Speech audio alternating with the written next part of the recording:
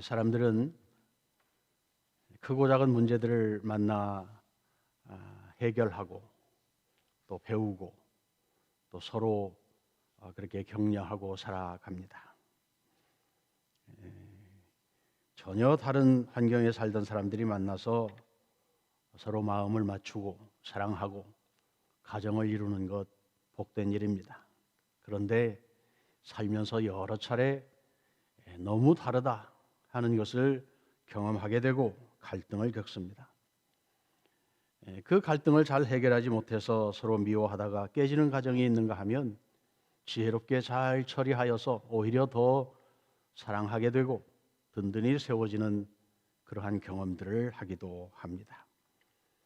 문제나 갈등들은 가정뿐만 아니라 교회도 그러하고 그 어떤 단체들이라도 사람들 모인 그곳에 분명히 문제가 존재합니다. 우리 믿음으로 살아가는 우리들은 이러한 문제들을 만날 때 세상의 방법이 아닌 하나님이 주시는 지혜로 해결해야 합니다. 그래야 하나님이 우리 가운데 계시고 그 하나님이 계시는 것 때문에 오는 기쁨과 평강을 누릴 수가 있는 것입니다. 3장 18절 보면 평강을 먼저 누리고 또 의의 열매를 거둘 수 있도록 평화를 조장하는 피스메이커가 되는 것이다. 그런 말씀하고 있습니다. 오늘 아침 보니까 다들 문제가 없으신 분들 같아요. 얼굴이 훤하시고 좋은 일입니다. 성령으로 충만하던 초대교회에도 문제가 있었습니다. 영적인 삶을 사는 사람들에게는 문제가 없다는 것이 아니지요. 베드로와 요한이 갇혀서 매를 맞고 복음을 전하는데 굉장히 방해를 받았습니다. 그런데 그런 외부에서 오는 문제들은 오히려 견디기가 쉬웠습니다. 교회가 똘똘 뭉쳐 기도하고 하나님의 은혜를 구했습니다. 오히려 그러한 일들을 통해서 더 깊은 은혜 체험을 하게 되었습니다. 아나니아 삽비라, 자기 물건을 팔아 교회의 필요를 채우고 함께 나누어 갔던 초대교회의 아름다운 전통들이 너도 나도 앞을 다투어 헌납하는 아름다운 헌금 생활이 있었습니다. 아나니아 삽비라 그 일 했습니다. 자기 소유 팔아서 교회 앞에 내어놓았습니다.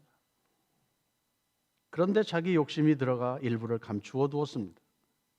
하나님은 이것을 성령을 속인 죄라고 하고 그를 그 자리에서 죽였습니다.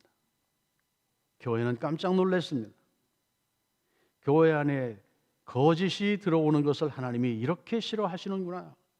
거짓말하는 것, 순결성을 잃어버리는 것, 교회의 일이 아니라는 것을 하나님이 보여주신 것입니다. 정신을 반짝 차렸습니다. 또 교회가 열심히 고아와 과부, 이 사회에 정상적인 경제 생활을 할 수 없는 연약한 자들을 돕는 일들을 했습니다. 그런데 이방인 출신 헬라파 과부들이 자기들이 교회에서 행하는 그 구제에서 명단에서 빠졌다고 불평합니다. 그리고 히브리파 사람들을 욕했습니다. 한 교회 안에서 서로 오해가 생기고 미워하고 패가 나누어졌습니다. 사람들은 종종 본질이 아닌 출신 성분 또 배경 이런 것들을 문제 삼습니다. 인종차별이나 지금 이 코로나 바이러스의 원인이 되는 중국 사람들 싸잡아서 모든 아시안들이 미움을 받고 있는 이러한 문제들도 같은 맥락입니다. 사도들은 이 문제를 어떻게 처리했는가? 분명 교회가 행하는 아름다운 구제 사역인데 그것이 분란의 원인이 되었습니다. 사도들이 몰려오는 그 많은 교인들을 다 감당할 수가 없었습니다.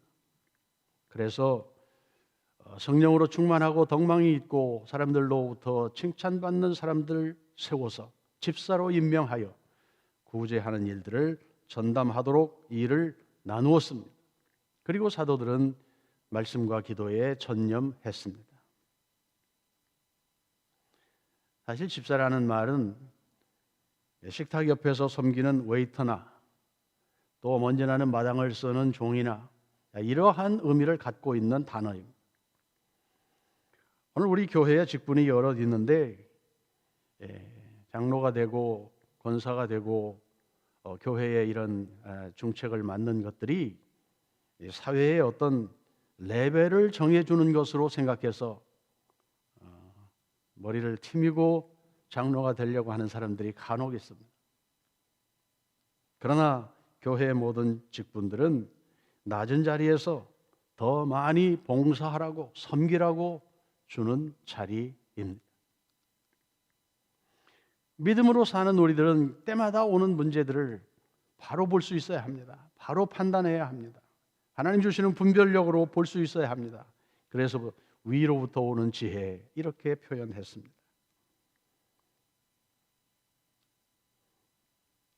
오늘 여러 이야기들을 바울이 하면서 원망과 시비가 없이 해야 한다 그렇게 말했습니다. 하나님이 우리 가운데 계심을 우리가 믿고 그 하나님이 선한 길로 인도해 주실 것을 믿기에 우리 마음에 들지 않고 서로 차이가 있고 문제가 있을 수밖에 없는 형편에서도 원망하지 않고 감사하며 하나님의 뜻을 찾는 그 지혜, 우리 공동체에 필요한 일입니다. 내가 오늘 제목을 평강을 누리는 길 이렇게 여러 가지로 생각하며 정해 보았습니다. 우리가 살아가는 그 삶에 정말 중요한 것이 무엇일까? 돈도 필요하고 건강도 필요하지만 우리 마음의 평안을 얻고 하나님과 함께하는 기쁨을 누리는 것, 이 평강이 우리에게 적용되고 나누어지도록 살아가는 것, 그것이야말로 참 행복일 것입니다. 그런데 사탄은 이것을 방해합니다. 불평하게 하고 불만하게 하고 오해를 쌓게 합니다. 그래서 가정이나 교회를 깨트리지요. 사소한 것으로 금이 갑니다. 미워하고 그 앙금이 오래 남고 없어진 것 같은데 밑바닥에 깔려 있어서 때마다 다시 일어나 마음을 불편하게 합니다. 평강을 누리지 못하게 합니다. 상처와 쓴뿌리가 점점 커지게 합니다. 그래서 사실은 이 정신학을 공부하는 사람들의 얘기를 들어보면 어떤 방법을 통해서든지 그 문제를 해결하고 제거하고 풀어버리라고 하는 말을 합니다. 그저 잊어버리겠지 마음 한켠에 쌓아두면 병이 되고 언젠가 그것이 다시 우리를 힘들게 하는 원인이 되는 것 경험하기 때문에 그렇습니다. 여러분 결혼하신 분들 부부싸움 많이 하시지요? 신앙생활 하시는 분들이니까 부부싸움 안 하시나요? 저는 많이 합니다. 서로 다르기 때문입니다.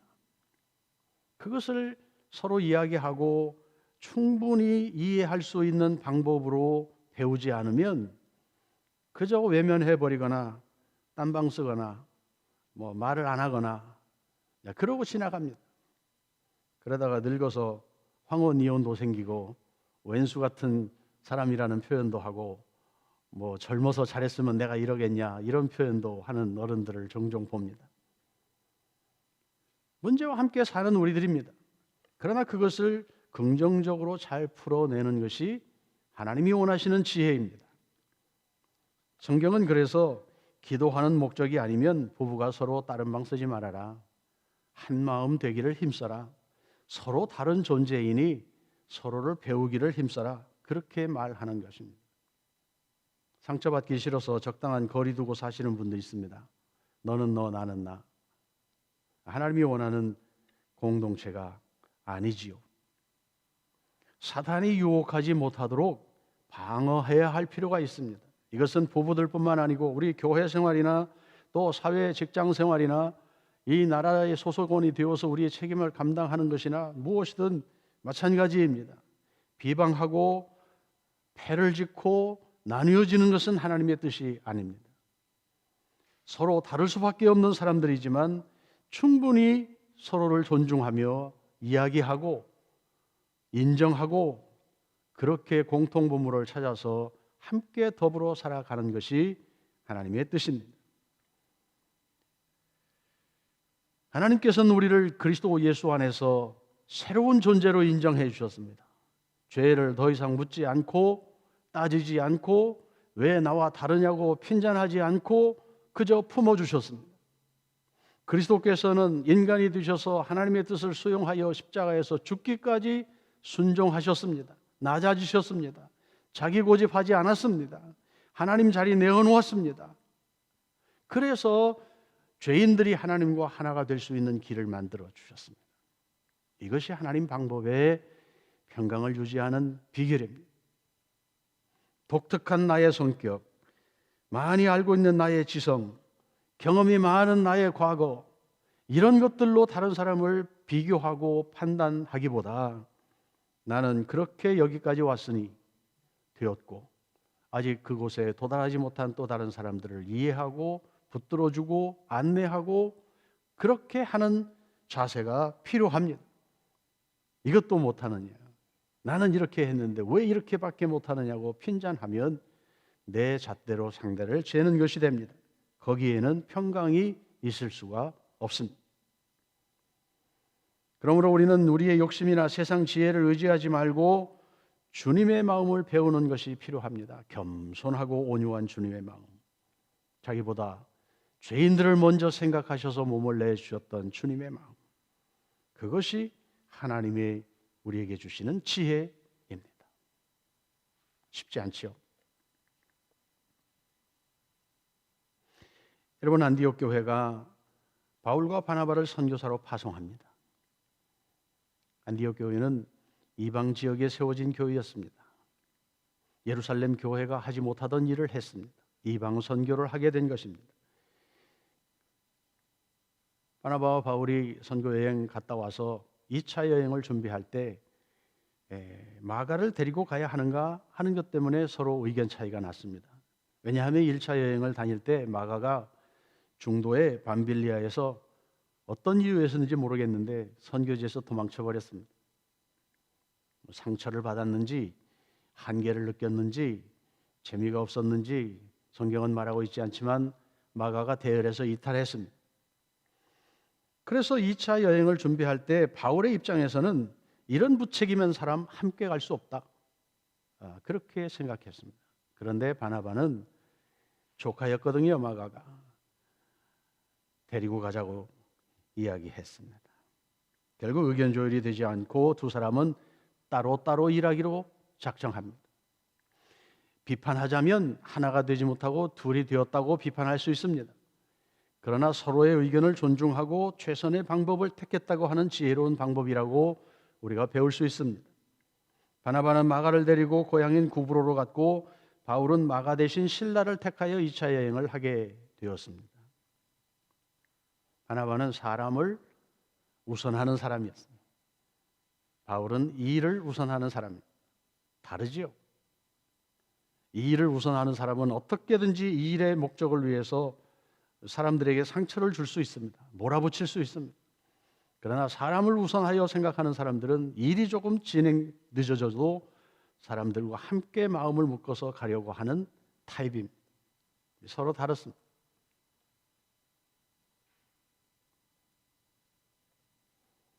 그런데 이렇게 각자의 길에서 최선을 다하다 보니 마가는 바나바의 도움을 받아서 좋은 사역자가 됩니다.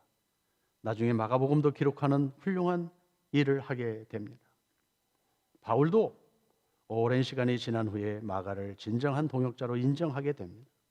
이것이 하나님께서 기대하는 일의 방법, 평강을 유지하는 비결 아니겠습니까? 평강을 누리기 위해서는 예수 그리스도의 온유함과 겸손함을 배워야 합니다. 여러분, 우리가 아는 것처럼 그리스도께서는 태초부터 하나님과 함께 하셨습니다. 창조 역사부터 같이 하신 하나님 자신입니다. 그러나 하나님의 그 권리와 특권을 누리지 않고 구원 사역을 위해서 스스로 낮아져 인간이 되시고 죄인처럼 사시다가 십자가에서 결국 그 죄를 대신 짊어지고 죽으셨습니다. 아버지의 계획을 수용하고 순종한 것입니다. 하나님께서는 그를 죽은 자 가운데서 다시 살려내셨습니다. 모든 사람들 위해 높이셔서 주님, 구주가 되게 하셨고 하나님의 이름을 높이게 하셨습니다. 오늘 우리가 이론적으로 공부할 때 주님의 마음을 본받기 원합니다. 겸손하기 원합니다. 나도 그렇게 살기를 원합니다. 어떻게 그게 될 수 있습니까? 어렵습니다. 오늘 야고보서는 문제를 만날 때 마음속에 시기와 미움을 품고 있으면 악한 일을 피할 수 없다. 분란을 피할 수 없다. 그렇게 말씀합니다. 이런 악한 일들은 하나님이 주신 것이 아니라 땅의 것이다. 정욕에 속한 것이다. 귀신의 것이다. 그렇게 말합니다. 미워하고 불평하고 나뉘어지고 그렇게 되는 것은 하나님 방법이 아니라는 것입니다. 혼란이나 분열 대부분 교만에서 옵니다. 상대를 평가하고 폄하할 때 옵니다. 나의 주장을 강요할 때 생깁니다. 그래서 우리가 정욕과 세상적인 욕심을 피하고 하나님 앞에서 스스로 겸손하기를 연습하는 것입니다. 하나님께서는 겸손한 자를 사용하시지요. 겸손이라고 하는 것은 말 안 하고 앞자리에 나서지 않고 조용히 있는 것, 그것이 겸손이 아닙니다. 진정 상대를 존중하고 인정하고 하나님이 우리 가운데 계심으로 인하여 두려워하고 그렇게 자기 자신을 추스리며 하나님 앞에 살아가는 것이 겸손입니다. 오늘 3장 17절 말씀 보면 하나님 주시는 지혜는 순결하고 평화를 사랑하고 너그럽고 양순하고 자비와 선한 열매가 가득하고 편견과 위선이 없는 것이다. 그렇게 설명합니다. 이 단어들은 우리가 다 아는 단어입니다. 어떤 모습을 말하는 건지도 압니다. 혹 우리의 마음속에 우리의 살아온 삶의 방법 속에 걸리는 것들이 있으면 우리는 그거 붙들고 씨름하며 하나님의 도움을 구해야 합니다. 그래야 우리에게 변화가 있습니다. 그리스도께서 순종하여 구원을 이루셨다. 하나님은 그를 높이시고 죽은 자 가운데 다시 살려내셨다. 이 과거에 되어진 일들만을 우리가 기억하는 것이 아니라 나의 삶에 성령께서 오늘도 함께 하시며 우리에게 말씀하실 때 예, 그렇습니다. 그렇게 해보겠습니다. 이 작업이 날마다 되어야 한다는 것입니다. 오늘 성령께서 오래 신앙생활한 우리들에게 바꾸어지지 않는 그 부분을 건드리실 때에 외면하지 말고 그리스도께서 털 깎는 자 앞에서 순한 양처럼 하나님의 뜻을 수용하고 십자가 앞에서 죽음을 수용하셨던 그 겸손과 온유와 순종의 자세로 우리도 그렇게 설 수 있게 되기를 원합니다. 이것이 성숙해지는 과정입니다. 예수 믿는 사람들이 변화되어져 가는 비결입니다. 머리만 키워서 지식은 많이 아는데 삶이 뒤따르지 않는 부분들이 참 많습니다. 또 우리가 예수 믿고 변화되었다고 말하지만 우리가 살아가는 삶의 형편은 여전히 죄와 세상 유혹들이 가득합니다. 우리가 함께 상대하며 살아가는 사람들은 자기 방법대로 사는 사람들이 오히려 더 많습니다.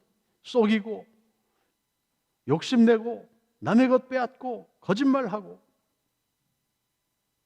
그러한 속에서 우리가 어떻게 지혜롭게 살아야 할 것인지는 때마다 하나님께서 우리에게 알려주시는 그 지혜로 하나님을 인정하는 믿음으로 하나님이 우리와 함께 하신다고 하는 그 임재 가운데 거하는 연습으로 우리를 추스려가고 우리의 마음을 다잡아가고 방향이 비뚤어지지 않도록 조정해가며 그리스도 예수를 뒤따라가는 우리들의 삶인 것을 믿습니다.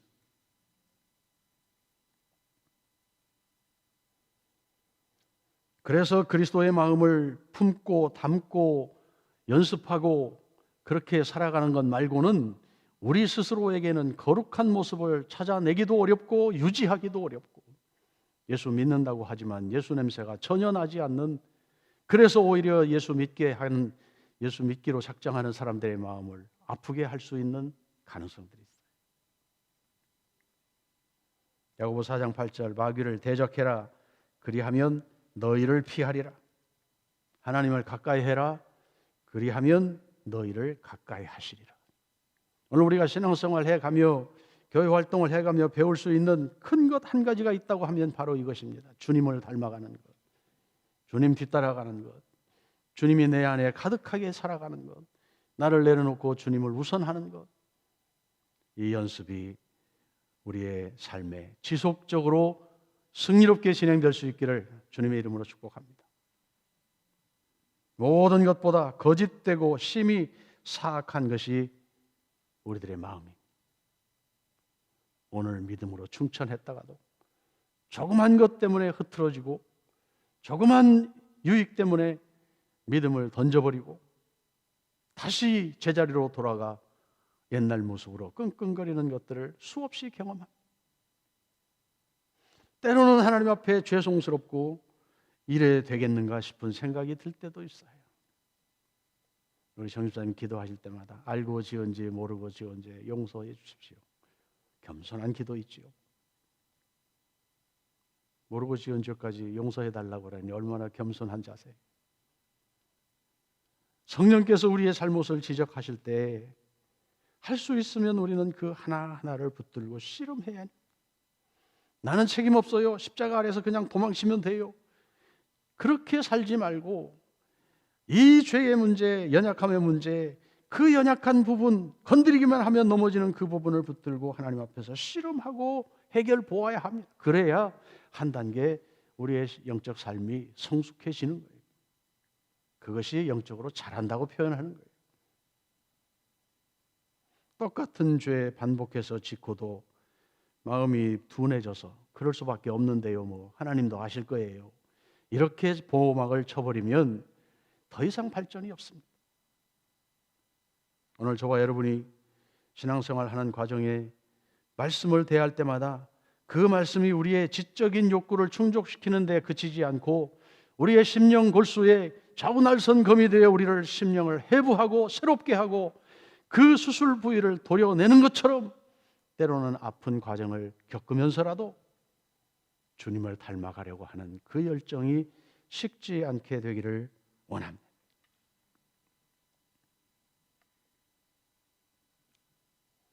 우리가 세례받을 때 그렇게 고백하지요. 우리의 옛 성품은 그리스도 안에서 죽었습니다. 그리고 물속에 들어갑니다. 부활하신 주님 안에서 나는 다시 새롭게 되었습니다. 다시 새롭게 살아났습니다. 그리고 물 밖으로 나옵니다. 저는 그래서 침례를 개인적으로는 참 좋아해요. 할 수 있으면 우리도 좀 욕조 갖다 놓고 그렇게 하면 좋겠어요. 필리핀에서 일할 때는 침례를 행했는데 마음에 들지 않는 사람은 좀 오래 담궈요. 어프어프 할 때까지 담궈요. 의미가 있어요. 정말 죽을 고비 넘겼다. 나의 옛 성품은 죽었다. 이게 세례입니다. 정말 죽었습니까? 머리로는 죽었는데 죽지 않은 부분들이 아직도 남아있어요. 그리스도를 온전히 의지하지 못하기 때문에 드러나는 성품들입니다. 혈기가 높으신 분들, 급해서 소리치는 분들, 뭐 하다가 그냥 주저앉아 버리는 분들, 다른 사람과 정상적인 대화가 되지 않고 혼자만 성 쌓고 들어가 있는 분들, 뭐 여러 타입이 많아요. 그러나 주님 앞에서 솔직해야 합니다. 벌거벗은 모습으로 서서 나는 이러한 존재입니다. 주님께서만이 고칠 수 있는 존재입니다. 그리고 그를 품고 의지하고 그 안에 거하려고 노력하고 말씀을 붙들고 씨름하고 성령의 음성을 듣고 순종하려고 자신을 쳐서 주 앞에 복종시키는 이 순간순간의 생활의 연속이 필요하다는 것입니다. 예수님의 제자들 보십시오. 지금 예루살렘에 이제 올라가면서 우리 주님이 기적도 행하고 능력도 행하고 죽은 자도 살리고 이 정도면 세상 뭐 새롭게 한번 멋있게 정치해 볼 수 있겠다. 자, 새로운 정권이 태어나게 되면 나는 이거 하고 싶어. 오른쪽에서, 너는 왼쪽에서. 누가 높은 자리에 앉을까? 길 가면서 그거 논쟁했거든요. 나쁩니까? 나쁘다고 할 수 없지요. 그거 아니면 누가 정치 참모가 되어서 선거운동 그렇게 열심히 합니까? 그분 세워놓고 나면 한 자리 얻고 싶은 마음 누구나 다 있지요. 그러나 예수님은 그거 허락하지 않으셨습니다. 어린아이 데려다 놓고 이 약한 아이, 이 소자에게 행한 것이 나에게 행한 것이다. 어린아이 섬기는 어린아이처럼 섬겨라. 우리가 쉽게 수용할 수 없는 주님의 방법을 가르쳐 주셨습니다. 소자에게 행한 것이 주님에게 행한 것이다. 주님에게 행한 것이 곧 아버지 하나님께 행하는 것이다. 그렇게 설명해 주셨습니다. 여러분, 우리는 예수 믿는 자들입니다. 예수를 뒤따라가기만 하지 말고 예수를 닮아가는 자들입니다. 예수처럼 생각하고 예수님처럼 살아가는 사람들입니다. 그래서 우리가 할 수 있는 것은 예수님으로부터 배우는 것도 필요하고 내가 본래부터 가지고 있던 이 세상적인 것들을 떨고 내는 작업도 함께 필요합니다. 책임지지 않으려고 하지 마십시오. 주의 은혜로 삽니다. 예, 은혜로 살지요. 그 말 속에 저는 교묘하게 내 자신의 책임을 회피하는 것도 들어있다고 생각을 해요. 내가 해도 안 되니까 은혜로 살지요. 이렇게 표현할 때가 저도 있어요, 솔직히. 그런데 여러분, 그게 아니죠. 은혜로 산다는 것은 내가 할 수 없는 그러한 존재인 것을 인정하고 나는 그리스도 안에서 죽은 자로 인정하고 그래서 더 이상 내 자존심 내세우지 않고 주님만 생각하고 주님의 방법대로 주님 안에서 살기를 고백하는 고백입니다. 혹시 되지 않는 부분들이 있으면 여러분 멋있게 포장하지 마십시오. 솔직하게 주님의 도움을 구해야 합니다. 성령의 음성을 듣기 원하는 그 솔직한 고백이 있어야 합니다. 이 고민 없이는 신앙생활의 발전이 없습니다. 교회 활동 열심히 하는 거 좋지요. 그렇다고 훌륭한 신자가 되는 거 아닙니다. 죄송합니다. 사람들 앞에 인정받을 수는 있지만 나와 하나님이 하시는 은밀한 죄 가운데 아직도 머물러 있을 수 있고 아직도 그 성품이 변화되지 않아서 그리스도의 이름을 욕되게 하는 삶을 살 수 있다는 것이 주님 닮아가는 것, 주님처럼 생각하는 것, 주님 앞에 절대 순종하는 것, 자기를 포기하고 주님을 우선하는 것, 이것만이 평강을 누리고 주님 품 안에 거할 수 있는 길이라고 하는 사실입니다.